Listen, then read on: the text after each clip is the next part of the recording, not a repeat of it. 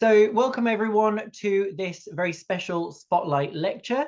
Thank you for joining us if you're joining us live, and thank you to those watching back on YouTube a bit later. This is the third Spotlight lecture in our series focusing on climate change and heritage adaptation in Egypt. And these lectures are only made possible thanks to the generosity of our members all over the world. So thank you all. And if you're not yet a member, then please do consider joining via our website. Subscribers, of course, do receive substantial discounts on our event program and our publications, 2 free magazines per year as part of your subscription, and contribute, of course, to our charitable work in Egypt. And our collections. Sorry, if anyone just heard that, that's the doorbell downstairs at the ES office. Some of you might also recall that last year, the Egypt Exploration Society led on the Climate Change and Heritage Adaptation Project, supported by the British Academy and the Barakat Trust. And this year, our Spotlight series builds on that theme by exploring the impact of environmental changes in the Nile Delta over time. And I was very fortunate this year to visit some of these sites with a group of ES members just back in April on a tour searching for the lost cities of Lower Egypt. So I am really very happy to welcome our speaker today, Dr. Eva Lange Athenodoro, because I actually got to visit her site, even though Eva was there, but we weren't even able to meet up. We did meet later in Cairo. And Eva is assistant professor at the University of Würzburg and has directed the Tel Basta project since 2008. She's also an active member of the EES Delta Survey Management Committee, and as if that wasn't enough, just this year has been appointed the Society's editor-in-chief of the Journal of Egyptian Archaeology. But today she's going to be speaking about environmental change-driven evolution of cities from the Old Kingdom to the First Intermediate Period, a view from the Nile Delta. Thank you so much for joining us, Eva. Over to you. Thank you very much, dear Carl, and thank you everyone for listening to my lecture. We will start right away with the environmental approach that was introduced to Egyptological research. And this environmental approach has recently revived the debate on the processes that led to the dissolution of the centralized power of the Old Kingdom. Okay, Let me just give you a little bit background information on that. Sorry, I have to just go back. Yeah, okay. Comprehensive research on diverse geoarchaeological data from Holocene geoarchives across the globe, encompassing the Mediterranean region, has enabled the discernment of a pronounced climate shift spanning from approximately 2250 to 1950 BCE, and that is also called the 4.2 Ka event. This transition in climate and change entailed a protracted process of aridification, and that had already commenced at the conclusion of the Neolithic pluvial period, most likely as a consequence of the southward shift of the equatorial precipitation zone, that is the intertropical convergence zone, also called ITCZ. And you can see at the red arrow here how this has moved to the south. Also, other climate regulating factors have contributed to the development. Sedimentological analysis from the Nile Delta, for instance, especially isotopic ratio analysis, and the example is here on the slide, demonstrates that the movement, the southward movement of the ICTZ, of course, resulted in the reduction of the rainfall of the Ethiopian African monsoon, and therefore also resulted in a decreased water level in the catchment areas of the White and the Blue Nile, and also the Atbara River. That means altogether, to put it simple, the climate change, the effects of climate change in Egypt would have been insufficient Nile levels and periods of droughts. Nevertheless, it would, of course, be an oversimplification to attribute the termination of the Old Kingdom exclusively to climatic and environmental stressors. There were some previous attempts to do so, and they have been rightly criticized to be too deterministic. It is, of course, very probable that a high culture or a culture as highly developed as ancient Egypt has already developed in the past certain survival strategies in response to fluctuating Nile levels, then because fluctuating Nile levels and Nile floods were already witnessed before the climatic events at the end of the 3rd millennium. So it is very probable that there were already some resilient strategies in place. However, on the other hand, given the total dependence of the Egyptian culture on the annual inundation of the River Nile, we would also be very ill-advised to brush aside any climate change-induced influence on the transformation of the state and society at the end of the Old Kingdom altogether. Indeed, what we actually have to do now at this point in Egyptology is that we have to try to assess as precisely as possible the real impact of climate and environmental change on societal transformation. That means Egyptological research needs to integrate geoarchaeological reconstructions of paleoclimate and environment into the analysis of textual and archaeological records from the end of the 3rd millennium BCE, and that is what I'm trying to do also here today. One of the main obstacles, however, is the lack of an absolute chronology for the period in question. And an absolute chronology is, of course, also a prerequisite when we are trying to match historical events with paleoclimate changes. For instance, the combined analysis of all available records seems to indicate that while droughts and failing Nile floods and sandstorms seem to have prevailed for a certain period at the very end of the Old Kingdom and the beginning of the first intermediate period, there were also rainstorms at the same time. That means heavy rainfall. Seems to be contradictory for the layman's eye, but obviously, or as I have been informed, that is very normal that droughts and heavy rainfall can go together. On the slide, you can see the documentation of very heavy and massive Aeolian sand deposits at Saqqara and Memphis. On the left hand, you can see the accumulation of sandbars at Memphis that had, which had a large influence of the development of the town of Memphis. And at the right side of the slide, you can see here that's example from Saqqara and from an Old Kingdom cemetery. And you can see this blue square or rectangle is actually marking a very thick layer of sand that was accumulated by rain and heavy sandstorms at the end of the Old Kingdom. And we can very well date this accumulation period because of the surrounding necropolis. The question thus arises as to whether we must consider oscillations on a relatively brief timescale at the very, very end of the Old Kingdom and the very early First Intermediate period. And this oscillations might have exerted a significant influence on the agrarian society of Egypt. But as I said, as we have problems to pinpoint these climatic events in an absolute chronology, they still elude our grasp somehow. However, while it is obvious that climate change at the end of the 3rd millennium had a considerable effect on the development and fate of provincial towns, which will be actually the topic of my talk today, in the Nile Delta, there were other long-term factors which were contributing as well.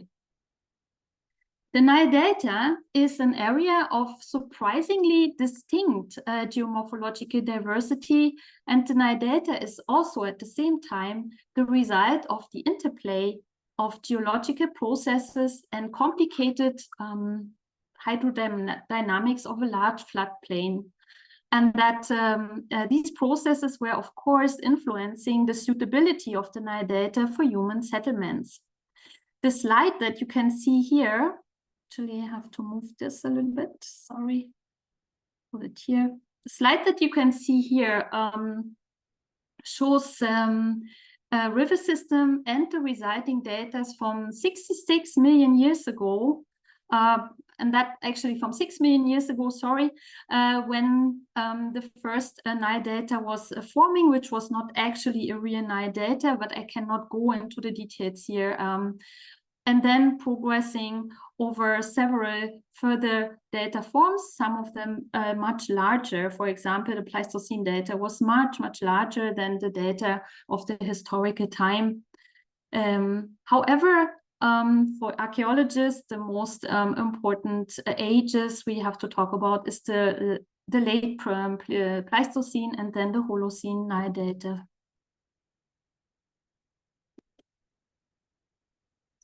The Nile Delta, as we know it from historical times, with large branches of the river that effectively drained the alluvial plain and so ensured the existence of large agriculturally usable areas, probably existed only from about the 4th millennium. The delta landscape of the 6th and 5th millennia before offered less favorable settlement conditions, or should we say less favorable conditions for agriculture. In that time, as the result of higher sea levels, the gradient and thus the transport capacity of the river branches were much reduced, especially in comparison to the later Nile Delta. The sediment load in the rivers did not make it all the way to the Mediterranean, and so the riverbeds gradually choked with the sediments. At the same time as the flow or the current was very weak, it caused the Nile branches to branch out even more and reduced their already low drainage capacity. The result is or was a very wet landscape that you can see here in this scheme with stagnant water, marshes and lagoons, and altogether many different types of water bodies. This type of delta is known as the large-scale crevassing or LSC delta landscape. During the during this period, the several very specific sediments were deposited, like the Holocene Bilkas II sediment. Here you can see with the arrow that would be the green areas. And the existence of, let's say, weak river arms was not only bad for the development of the Egyptian society, because on the other hand, we had a very dense network of smaller canals, and that favored the development of many settlements that were clustering together, as you can see here in the map of the pre-dynastic delta. So there were a lot of lesser streams and canals, and they were used as communication lines between a multitude of smaller and also bigger settlements, as for example in the northeastern Nile Delta. At the end of the 5th millennium, the sea level dropped and created a steeper river gradient, allowing the development of the so-called meandering Nile Delta, with meandering large Nile branches, and those drained the Nile Delta plain much more effectively. And this in turn created favorable conditions for intensive agricultural use of the Nile Delta, which began in the late 4th millennium BCE. From that time onwards, the deposition of Bilkas II sediments began, and those were initially accumulating in the lower lying areas northern and central delta. And then they gradually were also overlying higher areas until only the highest points of the Pleistocene relief of the Pleistocene delta were peeking out of this Holocene sediments. And these Pleistocene mounds, if you will, are the gezeras that we call them today the gezeras, which is Arabic for island. And these were like mounds rising above the delta alluvial plain, and they were the very favorable settlement grounds. So in terms of climate change, we can say that the evolution of the meandering delta that was also, let's say, critical for the development of the Old Kingdom as a state is the result of a long-term climate change process, the aridification process that started already at the end of the Neolithic subpluvial. As we will see, the meandering delta with its large Nile branches is a condition for the evolution of cities of a supra-regional importance, because they provide access to reliable and long-existing communication lines, the waterways, the Nile branches. Here is another slide that summarizes again what I have just said about the evolution of the Holocene Nile Delta. To illustrate the issue of this kind of complicated issue of the interdependencies of environmental change and the development of provincial towns in the Nile Delta at the end of the 3rd millennium, I would like to present 2 case studies. And that would be the towns or cities of Bubastis and Mendes. To start with Bubastis. Bubastis lies on a southeast northwest trending gezira, and this gezira is actually part of the northeastern foothills of a very, very massive sand shield that is covering the southern central delta. The gezira itself is divided into several local plateaus that we call combs.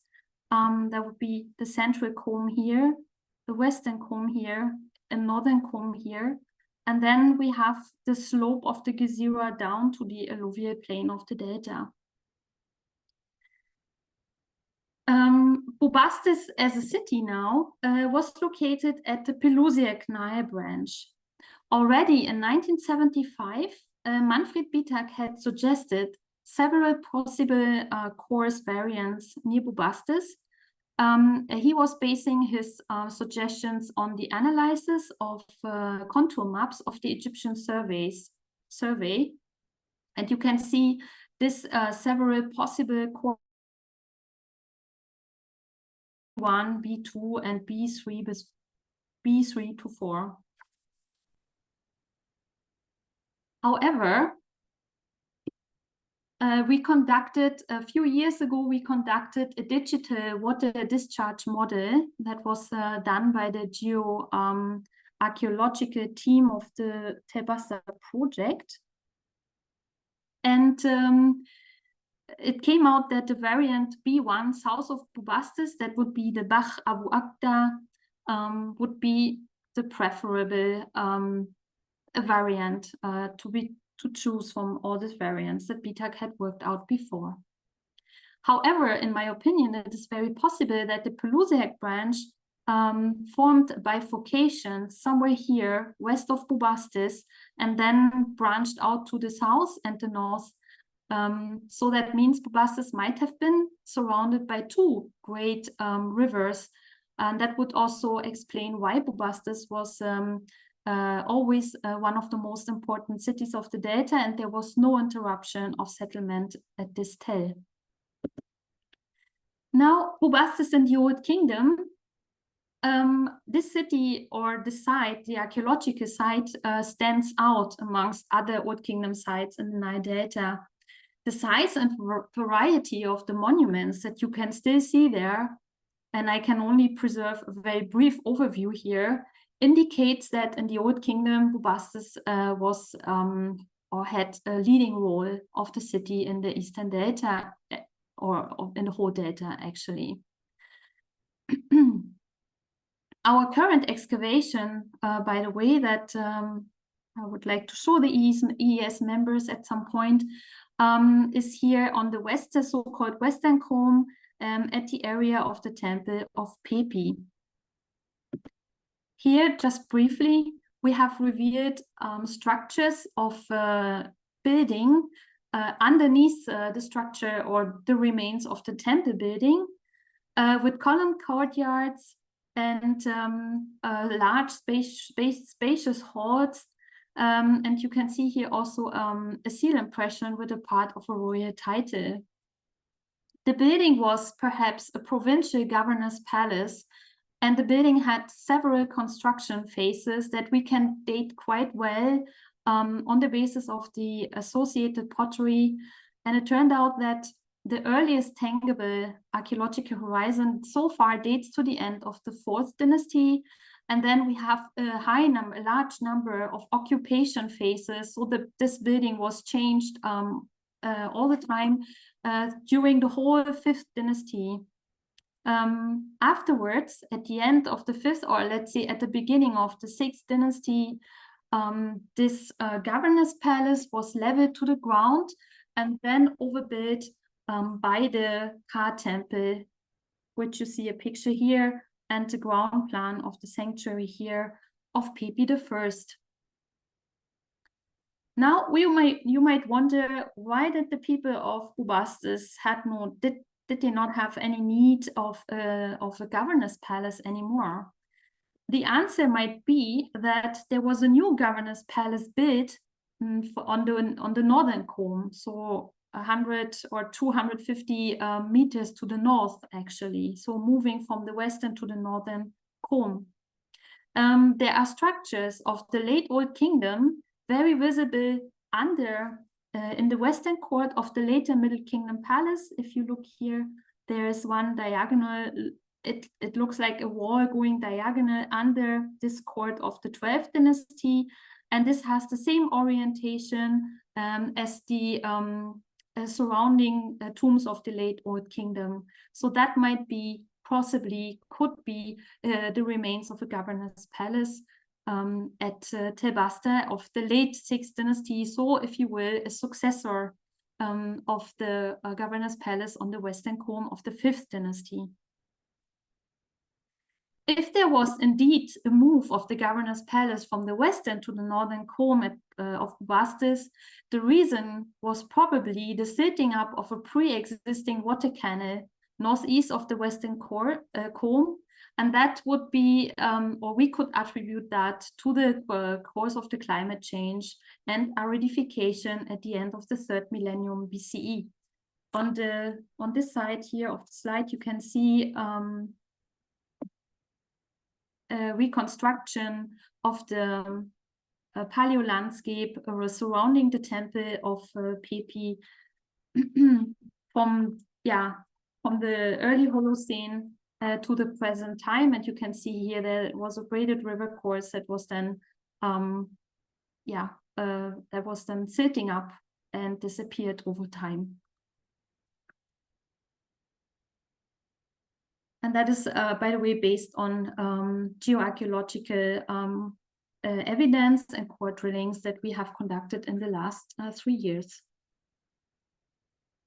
On the northern comb, there are also several large Old Kingdom cemeteries. I have just mentioned them.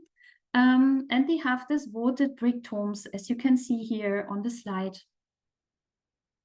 We have a cemetery, a so-called cemetery A and B, here to the western side of the northern comb, and they have mostly simple burial chambers, and in some cases also some funerary stela set into the niches of the outer facade of these tombs. The paleography of these stela indicates that the cemetery A here, probably dates to the very end of the 5th to the beginning of the 6th dynasties. The titles of the owners of the tombs that were written on the stela indicate that they were, or these titles were only referring to some offices held in the local temple of Bastard at that time and the administration of the temple. On the opposite now, there is another cemetery directly to the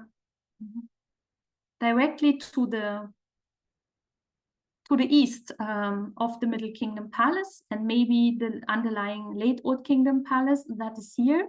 This would be this cemetery here. And that has a very different character. The tombs have two levels,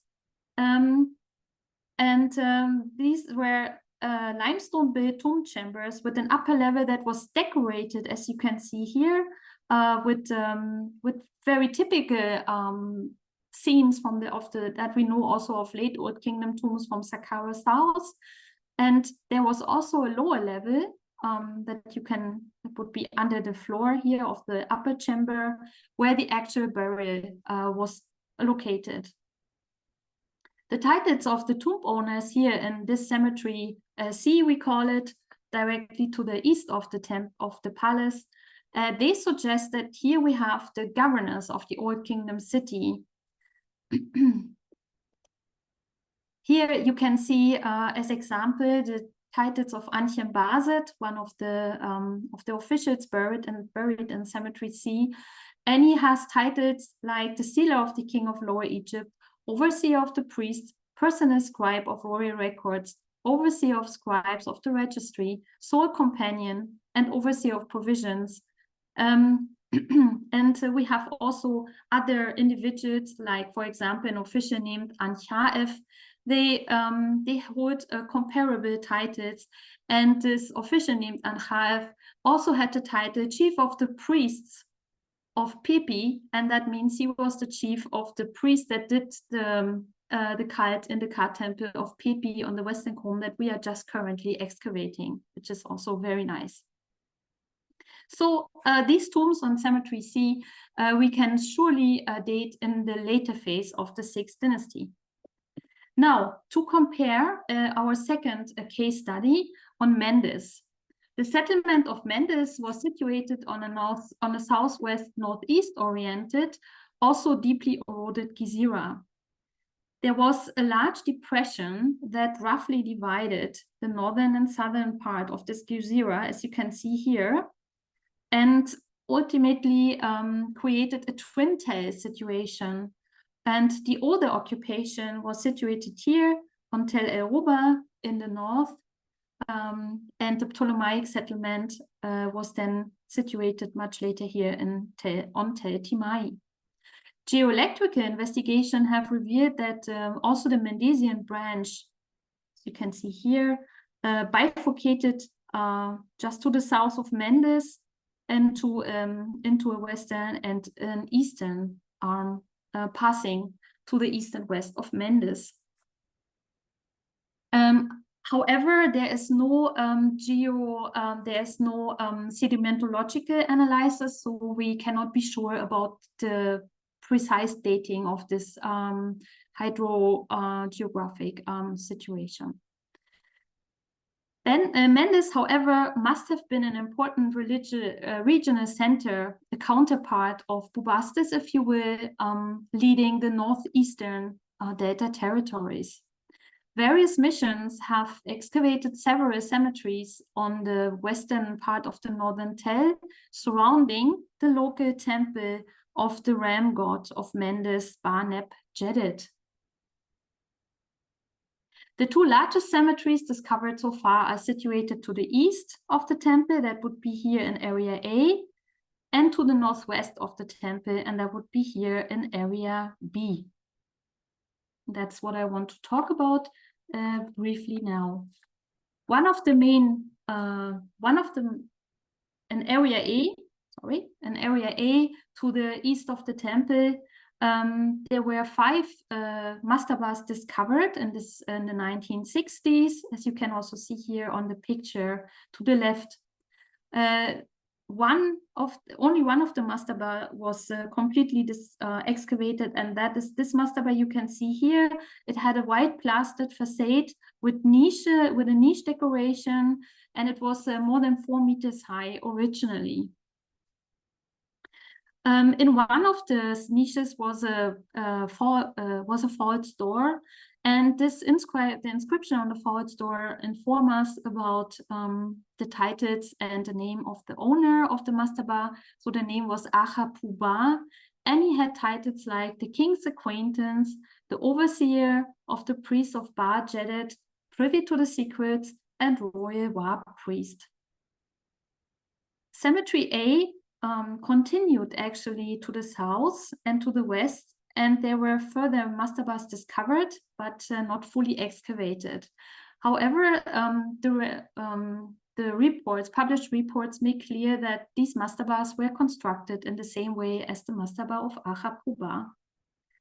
The precise dating of the mastaba of Achapuba is somewhat debated. However, given the pottery that was found within, I think we can, with the original excavator Donald Hansen, we can date the mastaba of Achapuba to the end of the 5th dynasty.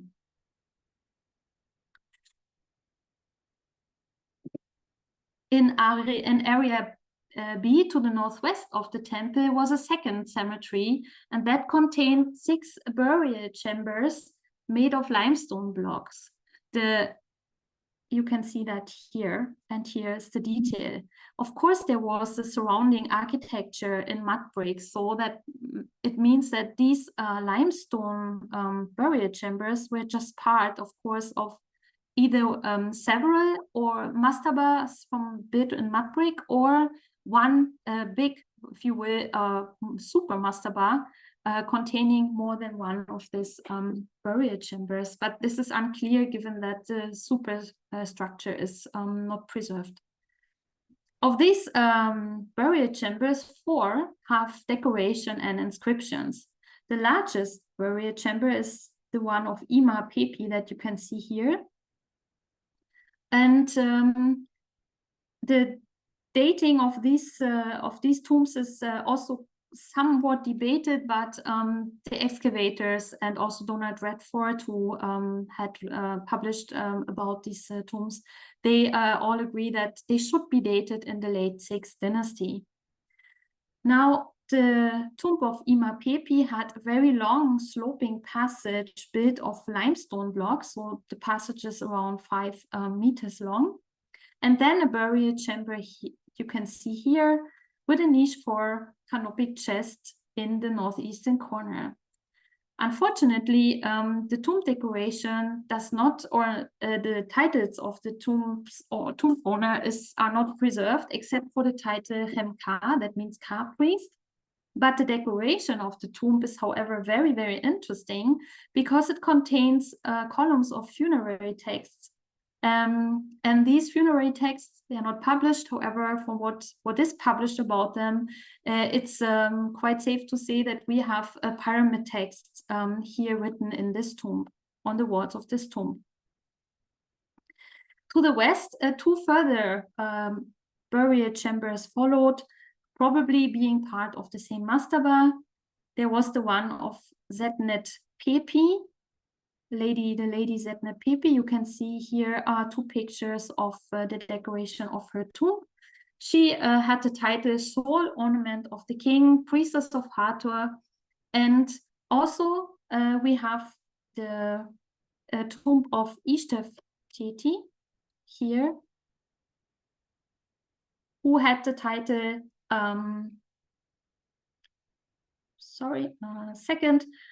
who had the title the Sealer of the King of Lower Egypt, Chief of the Estate, Sole Companion, and Expedition Leader. We will speak about the titles a little bit later.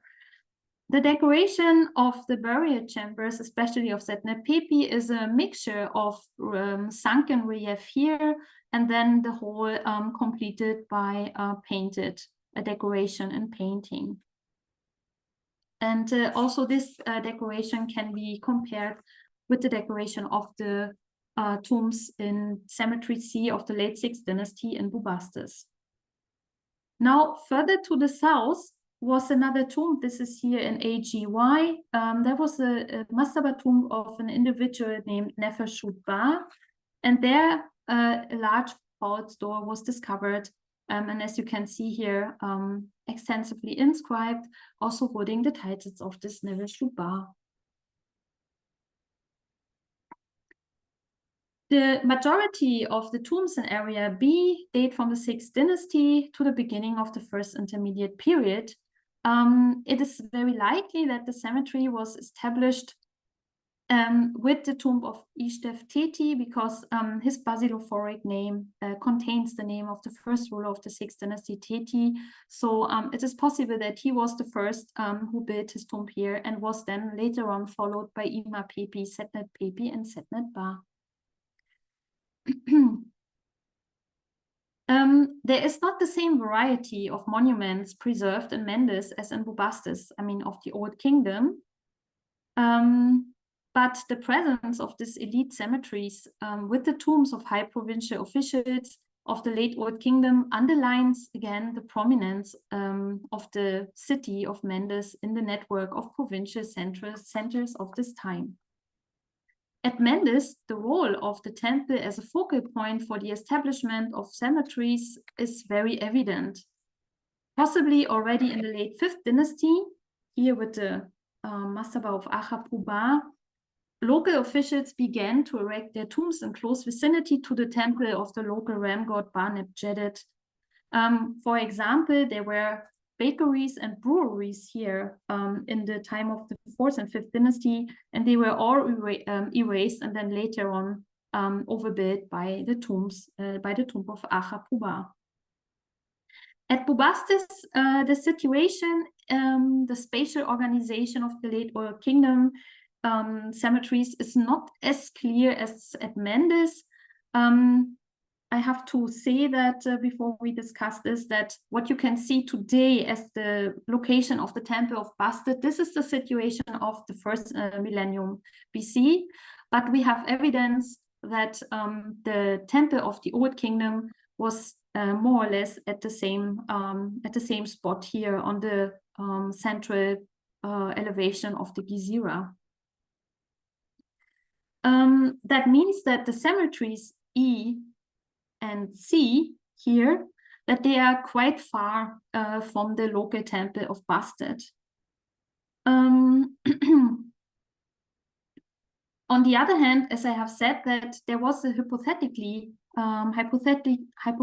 there was a governor's palace here on the northern comb, and that might have been the focal point or the geographical reference point, at least for the cemetery of the governors of Bubastis, cemetery C of that time. That means at Bubastis, we have the very unique case, I should add this, we have the Middle Kingdom Palace, and we have a cemetery of the governors of the Middle Kingdom here directly to the east of the palace. And it seems that this is a very unique fact that you will not find somewhere else in Egypt up to now. But it seems that already in the Old Kingdom, we had the same situation with the governor's palace of the Old Kingdom and directly connected to the cemetery of the governors. So they were, let's say, buried directly to their seat of power in their lifetime. Here, the table now shows, as if we have a closer look to the elites of these cities in the late Old Kingdom, that means the social structure. This slide now shows you the highest ranking titles of Bubastis, marking the highest elite of the provincial government of Egypt in that time. And that is the Hatia, if you will, the governor. And then combined with titles like Zecha Utibiti Zemawati and Imira Hemuneche, which would be the sealer of the king of Lower Egypt, sole companion, that were rank titles, and then followed by a function title like the overseer of the local priests. At Mendes, we have actually only Ishtef Teti on a comparable level. However, the size and the decoration of the tomb of Ima Pepi shows that he must have been a governor of Mendes as well. We can say that in Bubastis, we have the individuals Iri, Antjaef, and Antjembaset. They were without any doubt the governors of Bubastis in the late Old Kingdom. And Antjaef also had this interesting title of Imirages Per, which is the overseer of the place of production. And that underlines this very high position, because this office had a special importance for the utilization of the resources of the delta and was directly connected to the bureau of the vizier of Egypt. Also, two officials of Bubastis had titles that connect them directly to the royal residence at Memphis. Antjembaset, for example, was a personal scribe of the royal records. And that means that at a certain point in his career, he had access to the palace and performed his duty in the presence of the king, and that would be either before or during his position as a governor of Bubastis. Also, the other titles of Antjembaset, like the overseer of provisions and the overseer of scribes of the registry, show further relation to the court. And the institution Periheri Ujeb was part of the Per Anisut. That means they dealt with taxation, recruitment of laborers, and the distribution of supplies for the court. So that's exactly what you would expect in a major city of the Delta, where taxation was conducted and where all the resources of the hinterland were amassed or collected.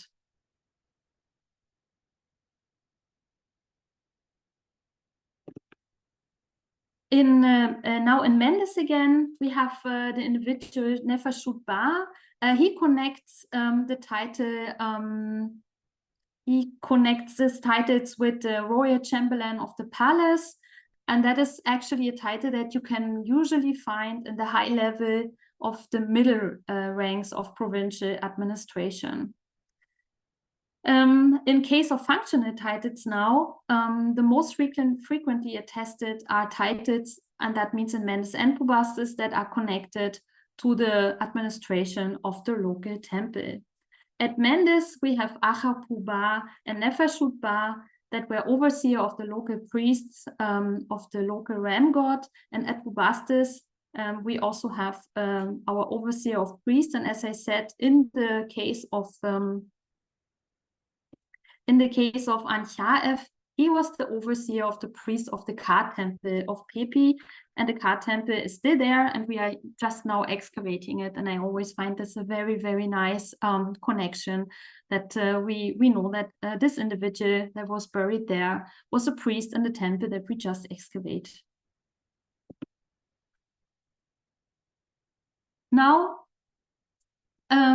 to come back to look again at the larger picture. What has all this to do actually with climate change?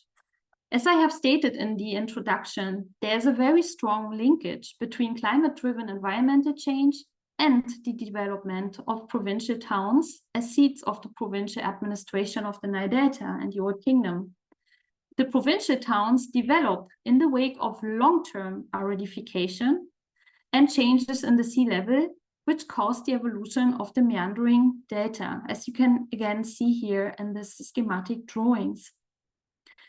That means that looking back at the long-term climate change that was in the view at least of the evolving state and the royal residence, it was something positive. We have now very large Nile branches, and they function as reliable communication lines. They provide the developing provincial centers of the early state with access to a regional and super-regional network. And they effectively controlled the territory they administered and also enabled the influx of goods, products, and labor forces for the royal residence. So we could say that the development of the meandering delta triggered the process of the Nile Delta's urbanization. So again, from the viewpoint of the early state of Egypt, and that of course is not the same like the viewpoint of the occupants of smaller settlements which were cut off from smaller streams, which were the remains of the large-scale crevassing delta, of course. This is a positive effect. And that could have, we can set this very broadly in the period from the beginning of the dynastic time to the early end of the 5th, early 6th dynasty. And now, now you will understand why I have showed you in detail the elites of Bubastis and Mendes, for example. Contrary to the widespread belief, and also in Egyptology, of the gradual dissolution of royal power in the provinces since the early 6th dynasty, that was not the case in the Nile Delta. The existence of state-funded buildings at Bubastis, for example, the Ka temple of Pepi I, and also the evidence of the presence of governors, which were closely connected to the residents, in Bubastis and in Mendes show that the Delta was in no way slipping out of the hands of the royal power in the 6th dynasty, but the kings of the 6th dynasty, they actually dominated the Delta very well.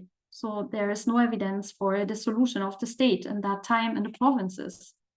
However, now in the following period, and I would like to pinpoint that to the very, very end of the 6th dynasty and the following decades of the first part of the first intermediate period, this very slow process of aridification that I have showed you here since the Neolithic time was punctuated by short-term extreme events with sandstorm and Nile level fluctuations and even maybe Nile level failures. In fact, at Mendes, we have archaeological evidence for decline and turmoil, otherwise only discernible from literary texts. You can see here, again, the area A with the mastaba of Ahapuba, and this is the temple court with the area of a podium and a kind of a jutting out semicircular podium, again added to the podium of the temple of the Old Kingdom.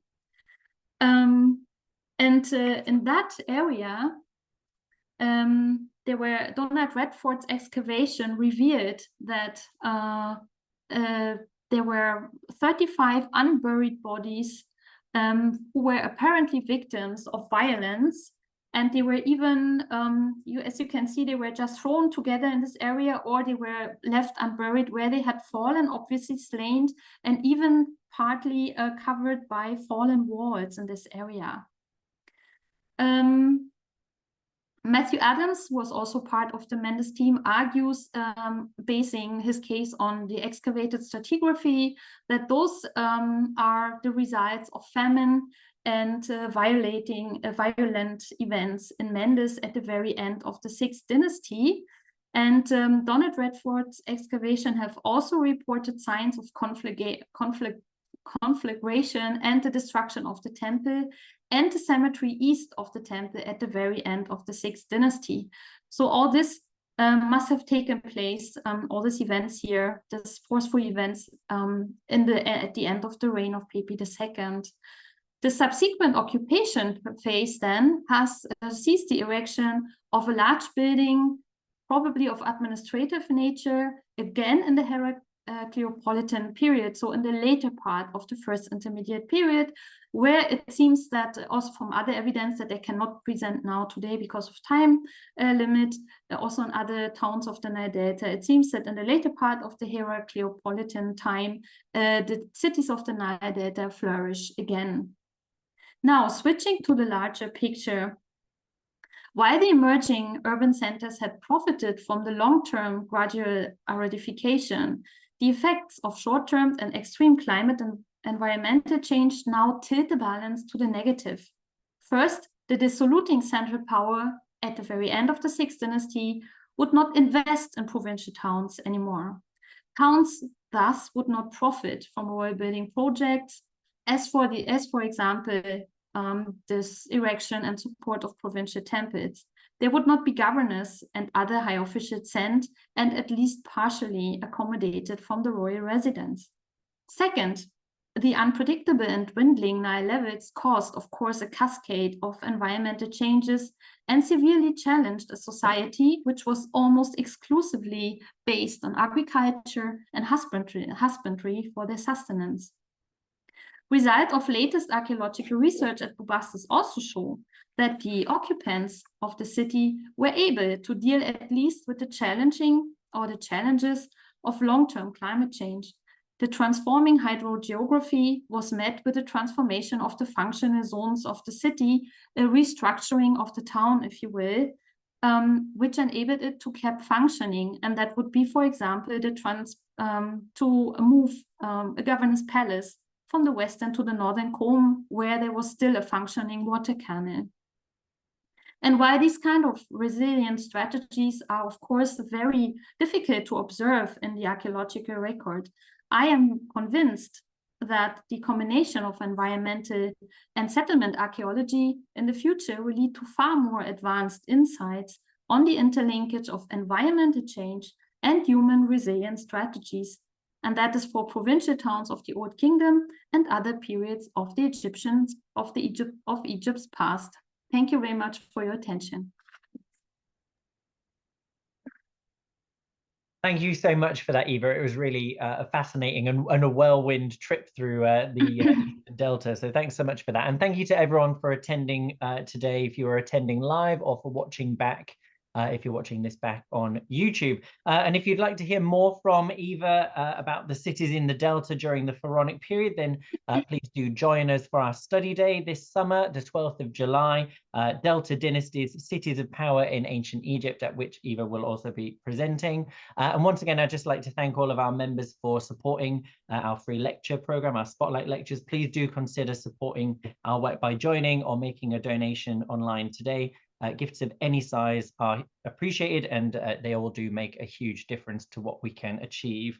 So yeah, thank you everyone for attending today.